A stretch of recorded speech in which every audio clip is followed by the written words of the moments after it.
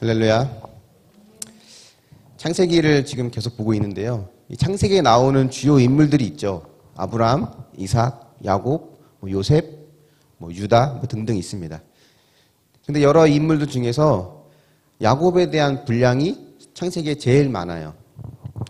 어떻게 보면 창세기의 절반가량, 거의 절반가량이 야곱의 이야기거든요. 그만큼 야곱의 인생이 우리에게 주는 중요한 의미와 교훈이 있다는 거죠. 그래서 야곱의 이야기만 우리가 잘 묵상하고 이해해도 하나님과 더 깊은 관계를 맺을 수 있습니다. 오늘은 야곱의 인생의 총결산, 총정리라고 해도 과언이 아닐 것 같아요. 아버지를 속이고 형의 축복을 훔쳐서 달아난 이 야곱, 어머니 리브가의 지시를 받아서 외갓집인 하란으로 이제 갑니다.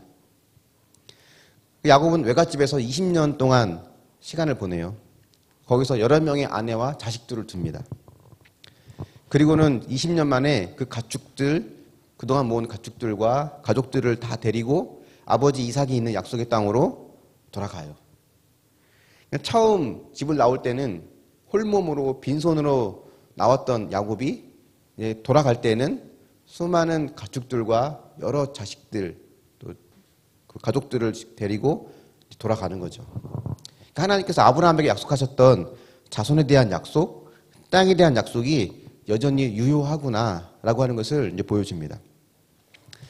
근데 오늘 특별히 우리가 보기 원하는 것은 이 하란 땅, 외갓집에서 20년간 야곱은 무슨 일을 겪었던 것일까? 이걸 또 하나님의 시각으로 다시 질문을 바꾸면요.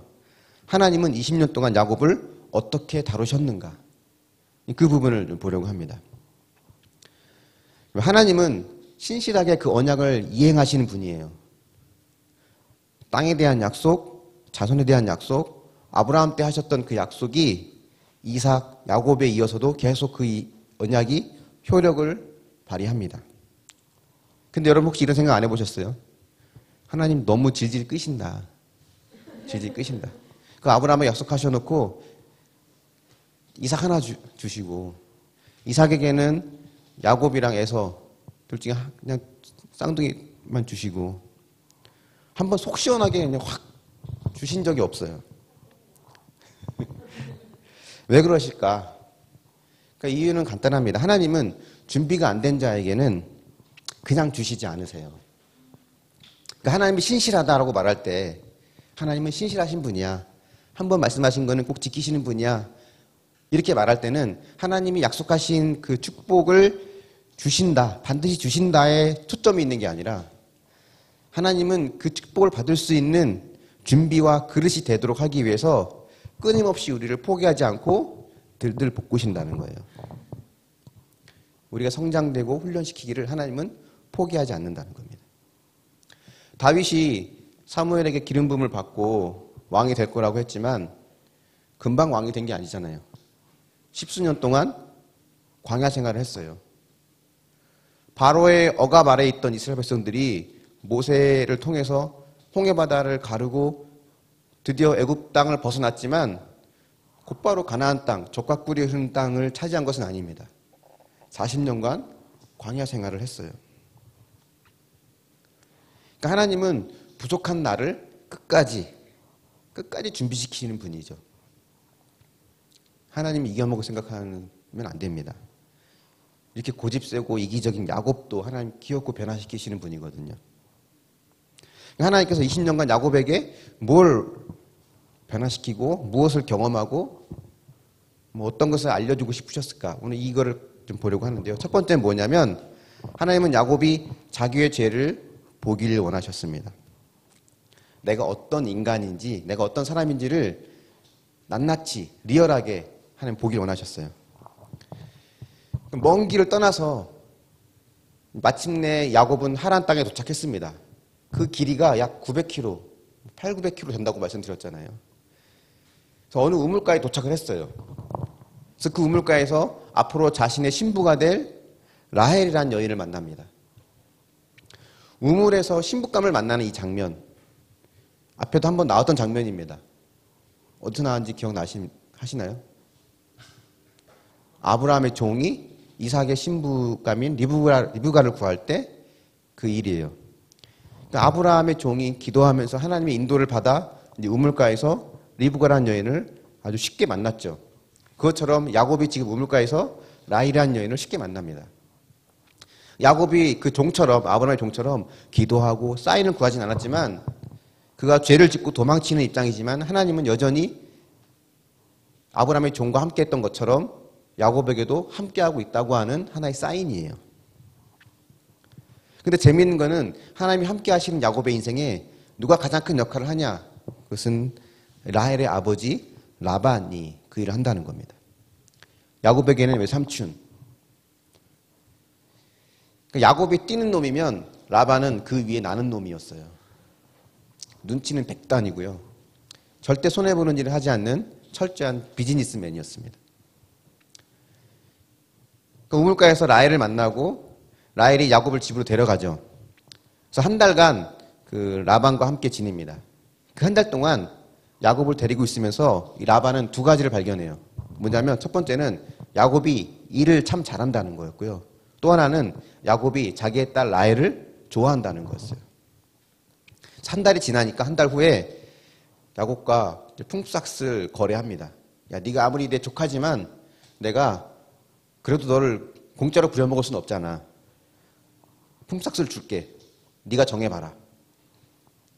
겉으로는 야곱을 굉장히 배려하는 것 같지만 사실은요. 한 달 동안 데리고 있으면서 부려먹은 거는 퉁치는 거예요. 그건 품삯을 주지 않겠다는 거예요. 이제부터 계산하겠다는 겁니다.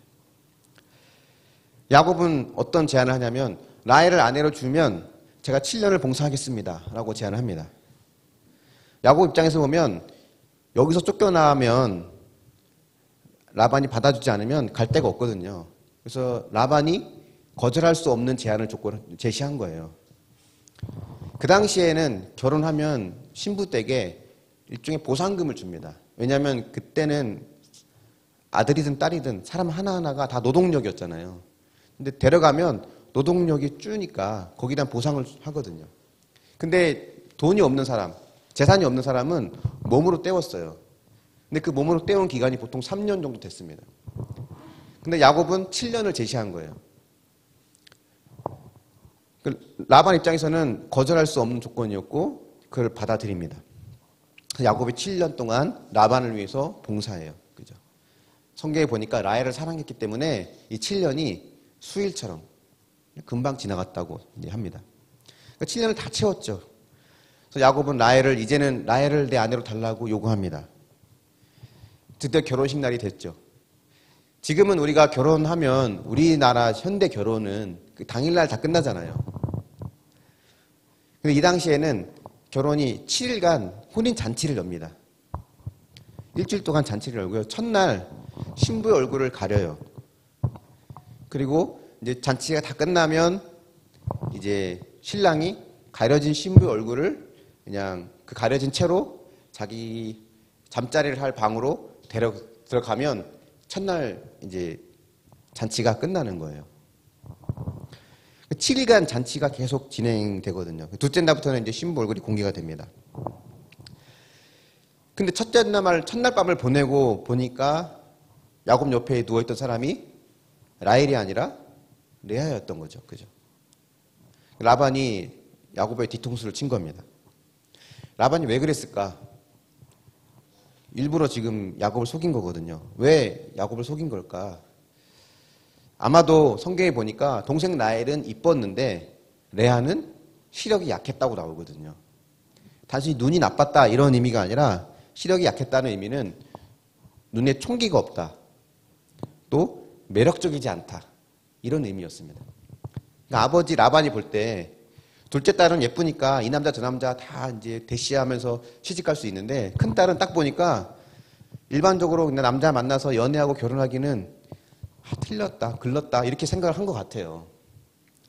그러니까 이참에 둘을 한꺼번에 그냥 보내야겠다라고 이제 계획을 세운 것 같습니다. 그 야곱이 뭐 노발대발하죠. 길길이 뛰고 왜 나한테 이럴 수 있냐? 내가 그동안 라헬을 얻으려고 7년간 봉사했는데 지금 이렇게 하면 어떡하냐? 막 그랬을 겁니다. 라반이 둘러대지 않습니까? 오늘 말씀에도 나온 것처럼 우리 지역은 언니보다 동생이 먼저 가는 경우는 없다. 언니를 가야 된다. 그러면서 이렇게 얘기하죠. 7일을 채워라. 이 7일 채우란 말은 혼인잔치 끝날 때까지 이 팔을 깨지 말라는 거예요. 나 속았으니까 이 결혼 무효야 깨지 말고 7일 동안 참고 잔치를 다 하라는 겁니다. 그 말은 레아를 아내로 받아들이라는 거예요. 그러면 7일 후에 라헬을 또 주겠다. 그 대신에 라헬을 위해서도 7년을 봉사하라는 거죠. 총 그래서 14년을 봉사하라고 합니다. 7년을 채웠는데 7년을 더 채워야 되는 거예요. 여러분, 근데 이 일이 야곱에게는 자업자득이란 걸 아셔야 됩니다. 하나님이 이 일을 통해서 야곱에게 뭘 깨닫게 하려고 하시는 걸까? 라반과 레아가 야곱을 속인 이 모습은 리브가와 야곱이 이삭을 속였던 모습과 똑같습니다. 눈이 어두워서 앞을 보지 못하는 이삭을 속여서 에서인 척 했던 야곱은 자신의 눈을 가리고 신부를 보지 못하게 해서 라헬인 척 했던 레반에게 또 그 일을 뒤에서 조종한 라반에게 똑같이 당하는 거예요.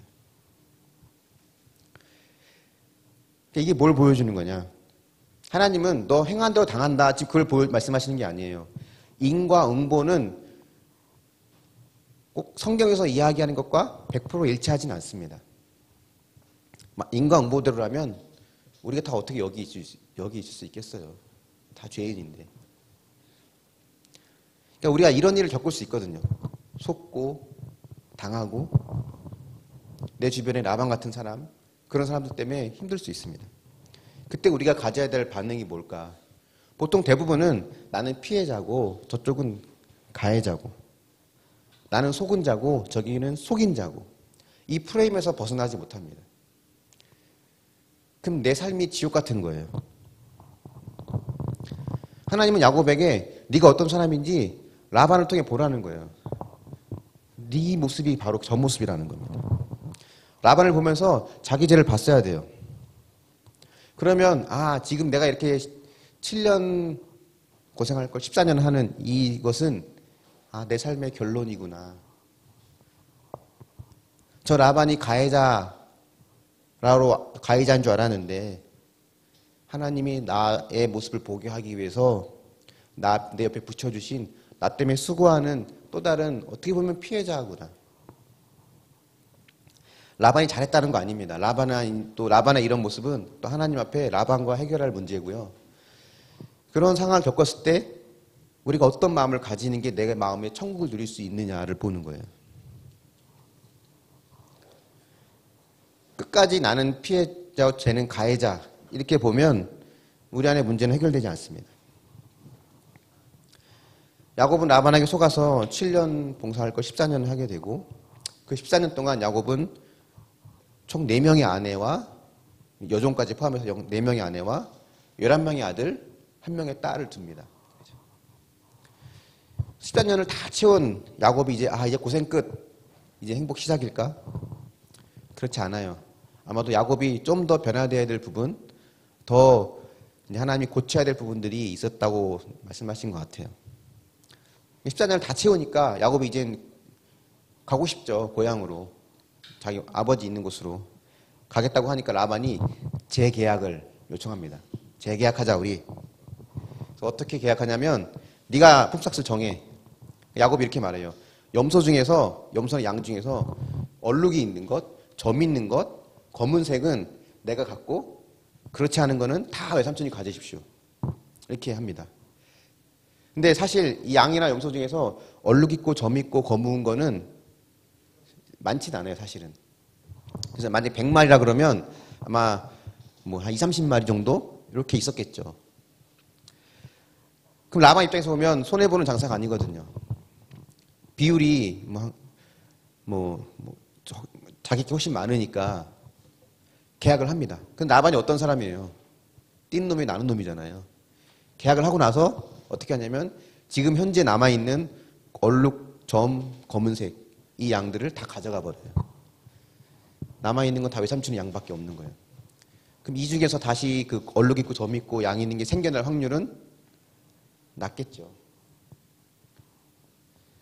야곱이 또 근데 가만 앉아서 당할 사람은 아니죠. 야곱의 이름의 뜻이 뭐였어요? 발목을 잡고 나왔다는 뜻이잖아요. 이 말은 싸워서 이긴다는 의미거든요. 늘 인생을 그렇게 살아왔어요.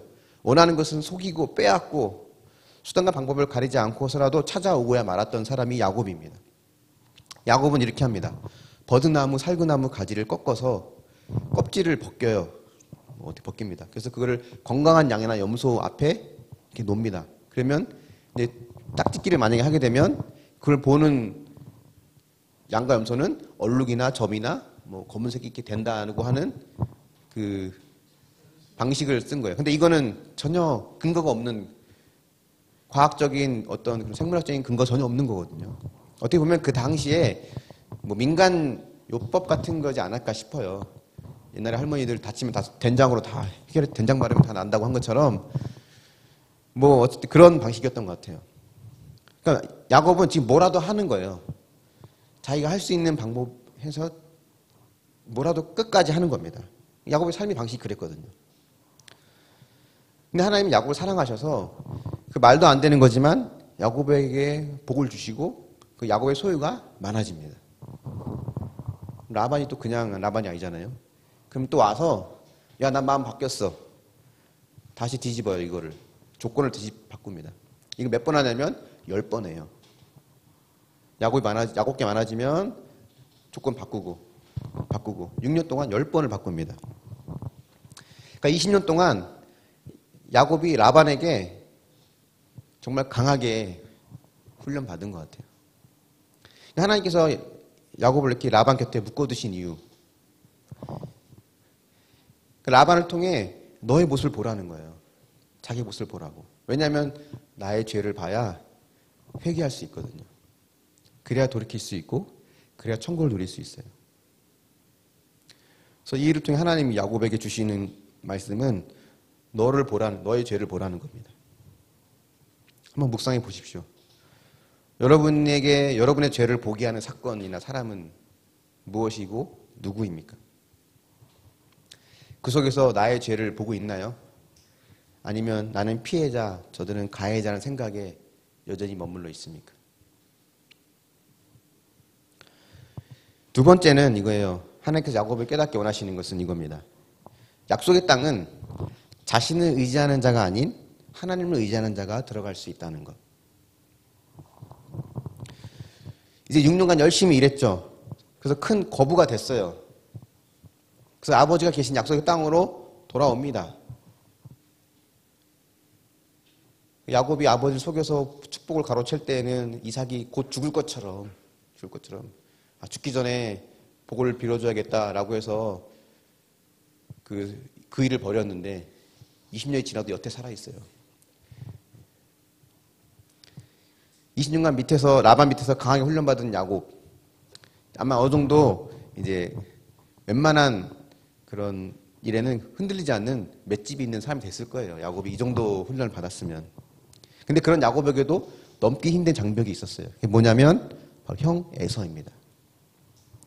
형과의 관계를 회복하는 것. 이것이 하나님께서 야곱에게 주시는 또 다른 두 번째 훈련이죠. 에서를 만날 생각이 걱정이 태산 같았어요. 여기서도 야곱은 또 야곱답게 꾀를 냅니다. 먼저는 형의 반응을 살피죠. 자기 종들을 보내서 내가 가고 있다는 것을 알립니다. 형이 400명을 데리고 이쪽으로 달려오고 있다는 소식을 들어요. 400명은 소규모의 군대거든요. 형의 화가 지금 전혀 수그러들지 않았다는 것을 야곱이 이제 알게 된 거예요. 그래서 그 다음 작전을 펼칩니다. 선물을 보내는 거죠. 그래서 염소, 낙타, 소, 나귀 총 550마리를 보냅니다. 그것도 한 번에 주지 않고요. 나눠서 줘요. 통상적으로 550마리는 보통 이웃나라 왕이나 어떤 높은 사람에게 조공을 바칠 때 바치는 양보다 훨씬 많은 양이라고 합니다. 그러니까 야곱은 인간적으로 할 수 있는 모든 노력을 끝까지 하는 거예요. 반응을 떠보고 선물을 보내되 또 한 번에 마음이 이렇게 안 바뀔 수 있으니까 또 그걸 나눠서 보내고 앞에서 공격을 당하면 그 사이에 자기는 뒤에서 피하고 할 수 있는 거 다 합니다. 야곱의 인생이 지금까지 이렇게 살아왔어요. 무엇이든 자기 힘으로 다 해결하려고 하는 힘. 3. 갖고 싶은 것은 무슨 수를 써서라도 갖고야만은. 근데 이런 야곱에게도 죽어도 자기 힘으로 안 되는 게 있다는 거죠. 에서가 야곱에게 바로 그런 존재예요. 여러분에게도 그런 사람이나 그런 환경이 있지 않나요? 다른 건 내가 다 어떻게든 참아내든지 뭐 어떻게든 뭐라도 할 텐데 죽어도 내 힘으로 할 수 없는 답답함과 두려움의 사람 혹은 사건이 있습니다. 절대 혼자 해결할 수 없는 무슨 일이 있어도. 근데 그런 일을 만날 때, 그런 사람을 만날 때 우리는 비로소 내 힘으로 살아가려고 하는 모습을 멈추게 돼요. 두렵고 답답했던 야곱이 이제 에서를 만나기 직전이 되니까 이때 비로소 기도라는 걸 합니다. 그전엔 기도하는 모습 나오지도 않아요. 32장 7절부터 12절까지 굉장히 길게 기도해요. 급한 거죠. 지금 발등에 불이 떨어지고. 그 기도의 응답이 뭐냐면 이제 야곱이 다 자기 앞으로 내보내고 자기는 맨 뒤로 갔잖아요. 이 불안하고 두려운 거거든요. 홀로 남아있는 그때 누가 야곱에게 와서 씨름을 겁니다. 이 사람이 누군지 야곱은 처음엔 알 수 없었을 거예요. 에서가 보낸 자객인가? 아니면 강도인가?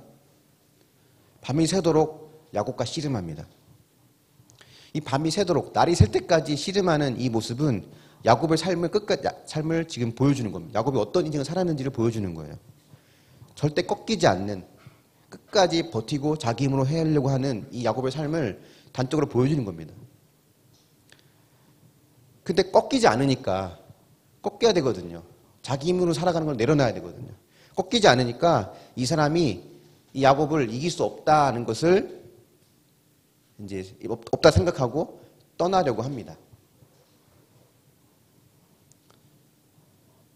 그리고 어떻게 하냐면 이 야곱이 끝까지 안 꺾이니까 어떻게 해요? 허벅지 관절을 쳐서 이 허벅지 관절이 어긋나게 하거든요.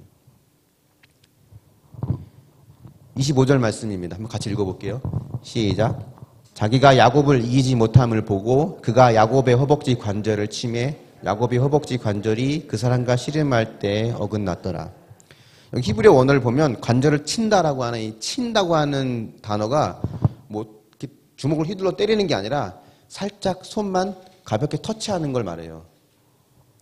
살짝 터치하는 것만으로도 관절이 어긋난 거예요.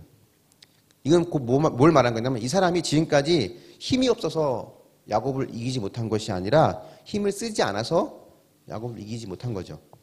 야곱도 아마 이때 비로소 이 사람이 평범한 사람이 아니라 어떤 초자연적인 존재라고 하는 것을 아마 알게 됐을 겁니다. 직감적으로 하나님이라고 하는 것을 알았을 거예요.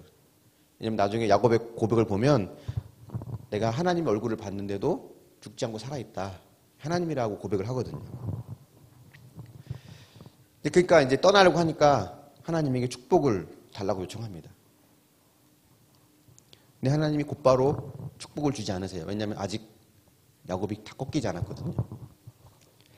대신에 이름을 묻습니다. 너의 이름이 무엇이냐?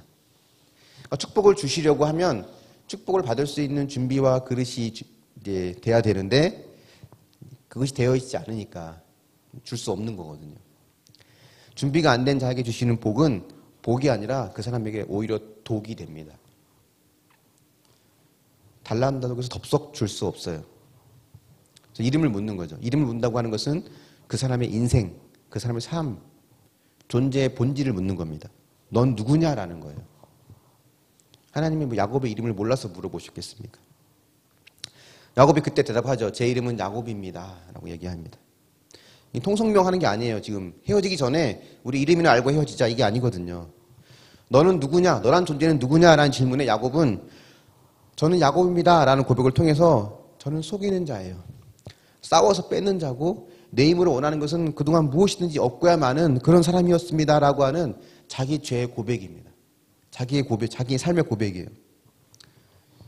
그래서 하나님이 넌 더 이상 야곱이 아니다.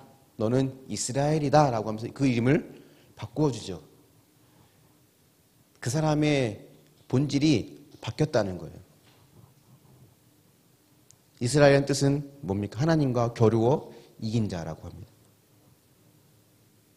너는 지금까지 너의 욕심을 위해 싸웠지만 이제는 하나님의 축복을 위해 겨루고 싸우는 자가 된다는 거죠. 여러분, 하나님이 야곱을 변화시킬 때는 그가 늘 싸우고 겨루고 이런 인생을 살아왔다고 해서 그 싸우고 겨루는 기질을 없애버린 게 아니에요. 여전히 그 기질을 갖고 있지만 그 기질 자체가 잘못된 건 아니거든요. 하나님이 야곱에게 주신 고유의 특성이고 선물입니다. 그죠? 근데 그거를 그동안 내 욕심을 위해 사용했지만 이제는 하나님을 위해 사용하는 자로 하나님이 바꿔주신 거죠.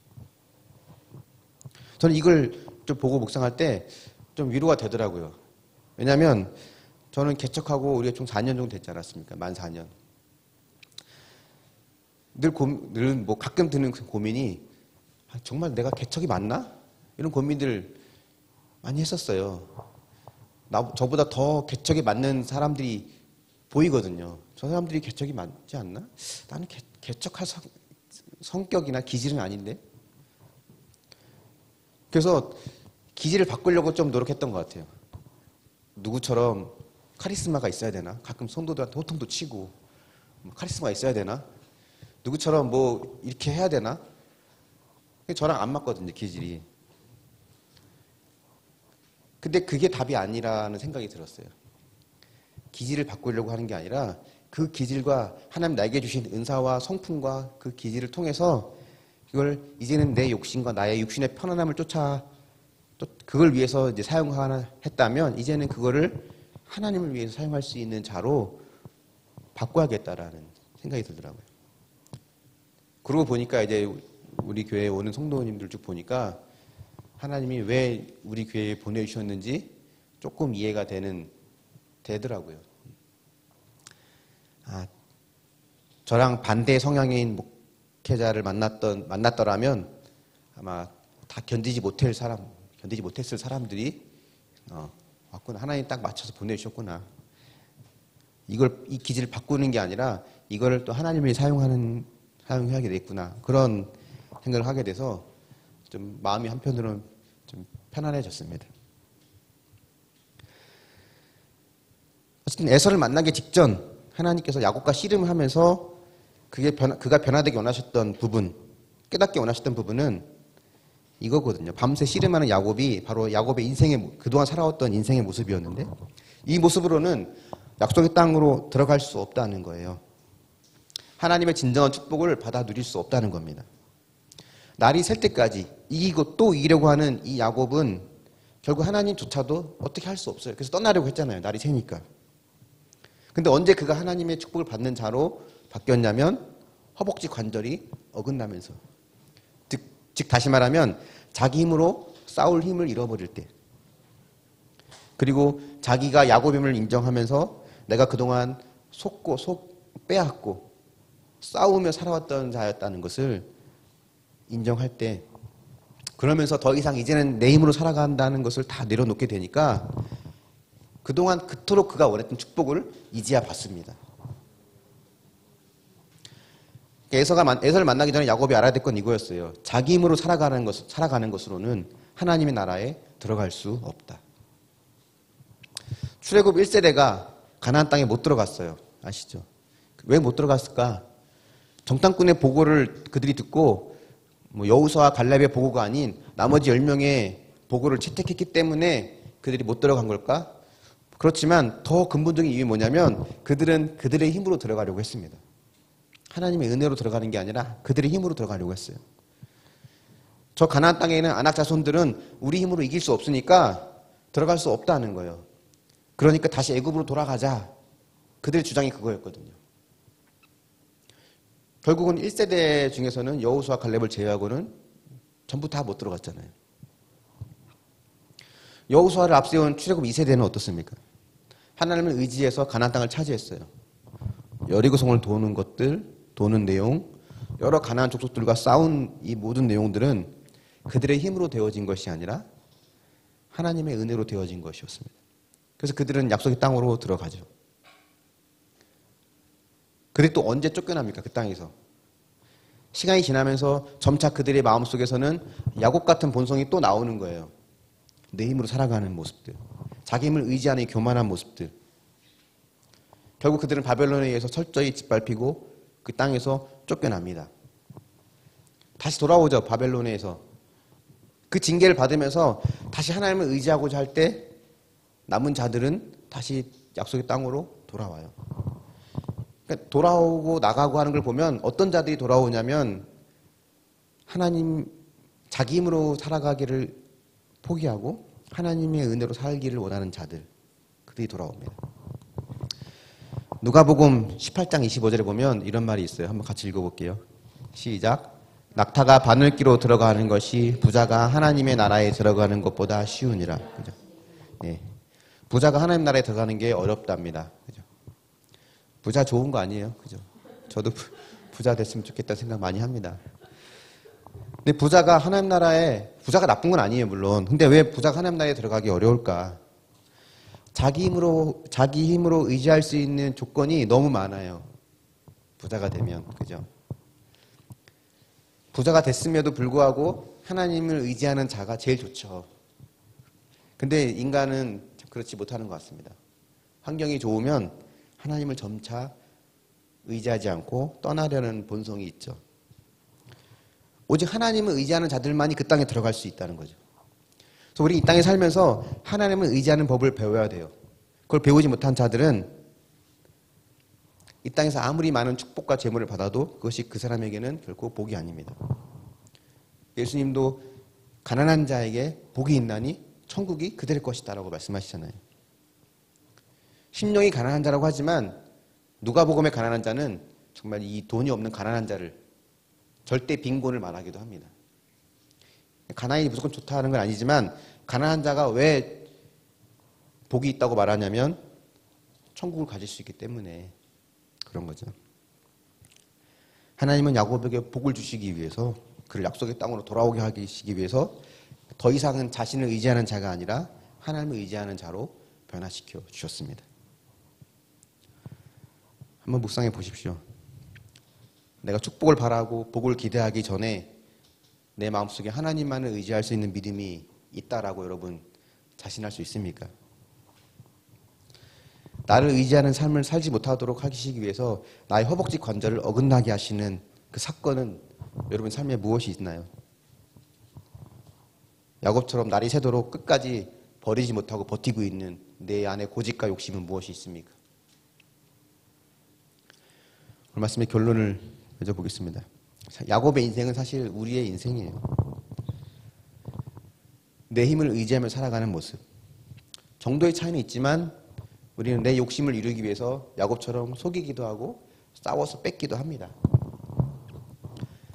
야곱을 향한 하나님의 계획과 사랑은 그런 야곱이 그냥 그렇게 살도록 내버려 두는 것이 아니었어요. 라반을 통해 자기 죄를 보게 하시고, 왜냐면 그 자기 죄를 보는 게 어떤 신앙의 핵심이거든요. 남의 죄를 보는 거는 안 가르쳐줘도 돼요. 그건 잘 합니다, 우리가. 자기 죄 보는 거는 아무리 가르쳐줘도 잘 못 봐요. 근데 이게 내 죄였구나, 이게 내 모습이었구나를 인정하면 그때부터 내 마음의 천국이 됩니다. 그리고 더 이상은 내 힘으로 살아가는 것이 아니라 하나님을 의지하는 삶을 살게 하시는 것. 하나님은 신실하시거든요. 그래서 우리가 버티면 끝까지 들들 볶으실지도 몰라요. 밤새 씨름하고 버텨봤자 허벅지 관절만 어긋날 뿐입니다. 하나님께 붙들려서 그분의 인도함을 받으며 살아가는 것이 가장 큰 복이에요. 우리의 인생은 세상이라고 하는 큰 바다를 건너는 배와 같습니다. 큰 폭풍과 비바람이 몰아칠 때 내가 아무리 노를 젓고 다치를 올리고 아무리 노력을 해도 소용이 없을 때가 많이 있어요. 그때는 내 인생의 진정한 항해자가 되시는 주님께 내 인생의 배를 맡겨드리는 겁니다. 그게 가장 안전해요. 가장 느린 것 같아도 가장 빠른 길이고 가장 힘든 길 같아도 가장 선한 길입니다. 그분께 내 삶의 항해를 맡기면서 하나님의 진정한 축복을 받아 누리며 살기에 부족함이 없는 믿음의 사람이 될 수 있기를 예수님 이름으로 축원합니다. 아멘. 우리 함께 찬양을 하나 보려고 하는데요. 이거는 제가 예배 때는 너무 어려운 곡이라 절대 안 부르는 찬양이거든요. 근데 찬양 영상으로 찬양하니까 제가 준비했습니다. 항해사란 찬양인데요. 찬양의 고백이 우리의 고백이 되었으면 좋겠습니다. 찬양과 함께 우리 기도하며 주께 나아가기 원합니다.